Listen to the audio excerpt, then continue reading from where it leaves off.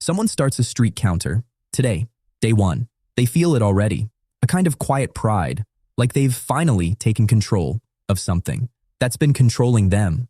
By day 7, they're checking the number obsessively, refreshing an app just to watch it climb, telling themselves this is the version of them that finally has discipline. Here's what they don't know. The single most cited scientific reason for doing this was retracted by its own journal. Quietly, in December, almost nobody doing the streak has heard about it. Let's go back to where this all started. In 2003, a small study out of China measured testosterone in 28 men during a period of abstinence. The finding that made headlines: on day 7, testosterone spiked to nearly 146% of baseline, not 40%, 46 percentage points above where it started. That number spread everywhere. It became the founding evidence of an entire movement. Forums built around it, millions of people counting days because of one chart from one paper. Here's what got left out of almost every article that cited it. The spike appeared exactly once, on day 7, not day 6, not day 8, once, with no explanation for why. Testosterone went right back down afterward and stayed there, even through weeks of continued abstinence. That alone should have been a red flag. But it gets worse. In 2021, a researcher requested the original data to verify it. She found irregularities. She contacted the authors. 2 of them could no longer be located. The 2 who responded admitted they'd already published the same data somewhere else, in a different paper, in Chinese.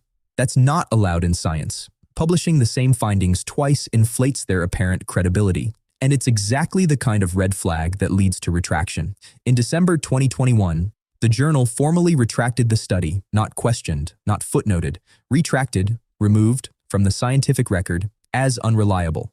The study that launched an entire self-improvement movement doesn't count as evidence anymore. And yet, the movement didn't stop. If anything, it kept growing. Why would a community keep believing something after the one piece of hard evidence behind it was formally withdrawn? In 1975, psychologists Lee Ross, Mark Lepper, and Michael Hubbard ran a study that explains exactly this. They gave participants a simple task: read a series of suicide notes, and guess which ones were real.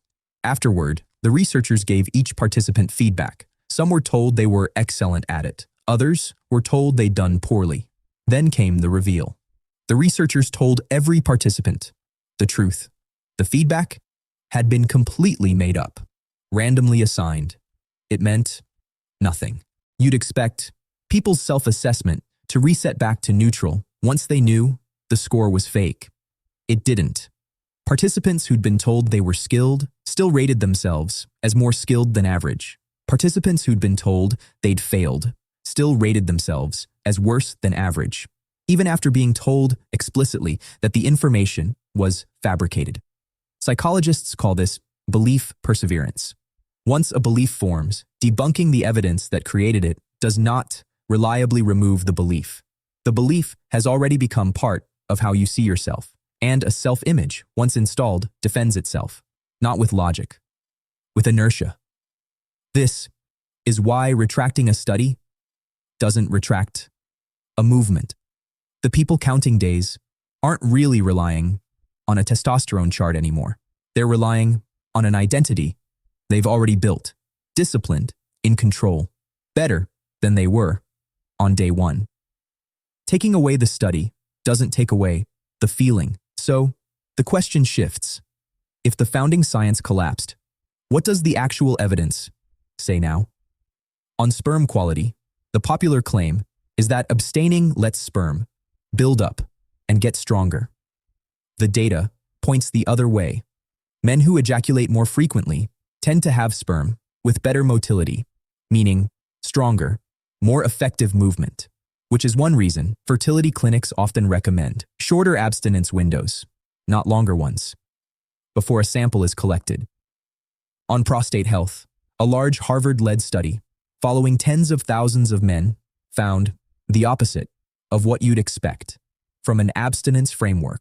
Men who ejaculated more frequently across adulthood had a meaningfully lower rate of prostate cancer diagnosis than men who who ejaculated less. The researchers are careful to call this a correlation, not proof of cause, but it is, at minimum, the exact opposite direction the founding narrative assumed. Now, the objection you're probably already forming. I don't care about the studies. I feel better when I don't. That feeling is real. It's also not necessarily evidence of what you think it's evidence of. When you commit, publicly, even just to yourself, to a discipline goal, you tend to simultaneously clean up other things. You sleep earlier, you eat differently, you exercise to fill the time and the willpower high. You pay closer attention to your own mood because you're tracking a streak. Any improvement you feel gets attributed entirely to the one thing you were counting, not to the 6 other things that changed alongside it. This isn't an accusation that the feeling is fake. It's a question about whether you've correctly identified its source. Here's the part that actually matters more than any study. This was never really about a chart from 2003. It was about wanting proof that you could control something in yourself that felt out of control. The science was just the costume that belief wore so it could look objective. You didn't need the study to want discipline. You used the study to justify wanting it. And when the study fell apart, the wanting didn't fall apart with it. That's not a flaw. That's just what a belief does once it's load-bearing. If you want to stop for reasons that are actually yours, not because a retracted chart told you your hormones would spike, that's a completely legitimate choice. Plenty of people report feeling clearer, more focused, more intentional. That doesn't require pseudoscience to be valid. It just requires you to be honest about why you're doing it. Not because day 7 makes you superhuman, but because choosing something on purpose and knowing exactly why you're choosing it is the only version of discipline that was ever real. To begin with, the number on the counter was never the point. Knowing your own reason was.